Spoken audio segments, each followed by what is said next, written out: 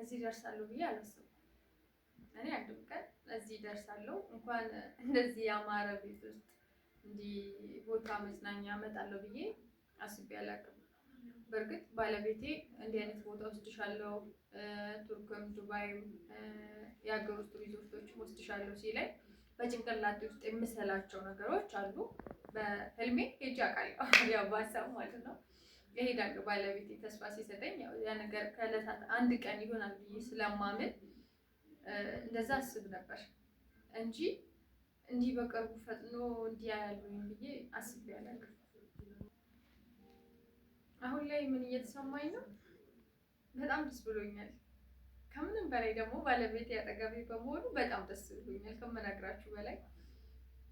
ያው ከሱ ጋር በቃ እኔ መጀመሪያም ነግሬያቸዋለሁ፣ እሱ አጠገቤ እስካለ ድረስ ለእኔ ዓለም ሙሉ ነች።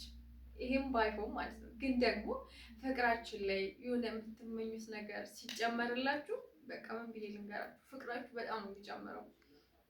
አይጨምርም ማለት ፈልጌ አይደለም፣ በሌላ ነገሮችም ሊጨምር ይችላል። ግን ደግሞ በቃ ይሁን አብራችሁ ስትዝናኑ ጊዜ ስታሳልፉ 24 ሰዓት የምን 24 ሰዓት 28 ሰዓት ከዛም በላይ በቃ በጣም ብዙ ሰዓት 3 ቀን ነው እኛ አንድ ላይ ስራ ሳልሄድ ሳንለያይ ለሰከንዳት ያህል ሳንለያይ አብረን የቆየ ነው እና ተጋብተን በ7 ዓመታቶች ውስጥ አንድም ቀን ይሄንን ጊዜ አብረን አሳልፈን አናውቅም እና በጣም ደስ ብሎኛል። በጣም ከምነግራችሁ በላይ ማለት ነው። በጣም እና የሰው ደግነት ይገርማል። ጌታ ምስክሬን በጣም ነው የሚገርመው። እኔ ማለት እኔ እንጃ ነው ያላቅም ዘመድ አይደለም አላቃቸውም፣ ጭራሽ ተያይተን ሁላ አናውቅም። በቃ ማለት ያው ከዚህ በፊት በለቀኩት ሚዲያ ላይ አይተው ነው እዚህ ደረጃ ማለት እዚህ ቦታ መተን እንድንዝናና ያደረጉኝ ማለት ነው። እና በጣም በቃ ይሄንን በማድረጋቸው ማለት ነው ለእኔ ህይወቴ ላይ ምን ያህል ተስፋ እንደሰጡኝ ምን ያህል ሞራል እንደሆኑኝ እኔ እናንተ አምላክ ነን የምናውቀው። እና በጣም እንጃ በጣም የሰው ደግነት በጣም ይገርማል። እኔ እውነቱን ለመናገር እናንተ በእኔ ተገርማችኋል፣ ግን እኔ እንዲህ ባረገልኝ ሰው ደግሞ እኔ በጣም ነው የተገረምኩት። በጣም ሳያቀኝ ሳላቀው ስልክ ላይ ብቻ በማየት እንዲህ በማድረጉ ምንም በቃ የምለው ቃላት የለኝም። በጣም ነው የማመሰግነው። እና በጣም የሚገርማችሁ ነገር በጣም የገረመኝ ነገር ማለት ነው ሰው ስላለው ብቻ አይደለም ይሄን ነገር እያደረገልኝ ያለው ማለት ኖሯቸው ተርፏቸው አይደለም ይሄን ነገር እያደረጉልኝ ያሉት። እና ይሄን ነገርም ከማድረግ ማለት አቅማቸው ያልቻሉ ሰዎች ማለት ነው ካርድ ምናምን በመሙላት የሚረዱሽ ሰዎች እኔ በጣም እንጃ ምን ብዬ ልንገራችሁ። በቃ እኔ እንጃ በጣም ከልቤ አመሰግናለሁ። እና በቃ ያ ሰው ደግሞ ይሄን ለኔ በማድረጉ እኔ ስደሰት ማየቱ ለሱ ምን ያህል ደስታ እንደጨመረ ሲነግረኝ በቃ እኔ ምን ልበላችሁ በጣም ደስ ያለኝ። እና በጣም ብዙ ሰው ደውሎ ነበር። በጣም ብዙ ሰው ከውጭ ሀገር ከሀገር ውስጥ እና ከውጭ ሀገሮችም ደውላችሁ እንደዚህ እናደርግልሻለን እናግዝሻለን በርችታችን ያላችሁኝ ሰዎች በጣም ነው የማመሰግነው ከልቤ። ባታረጉልኝ አሁን ላይ ተመቻችቶላችሁ ባታረጉልኝም ለምን አላደረጋችሁልኝም ብዬ አልጨቀጭቅም። ምክንያቱም የሆነላችሁ ቀን የተሳካላችሁ ቀን እንደምታረጉልኝ ስለማቅ ማለት ነው። እና ሁላችሁንም በጣም ነው የምወዳችሁ።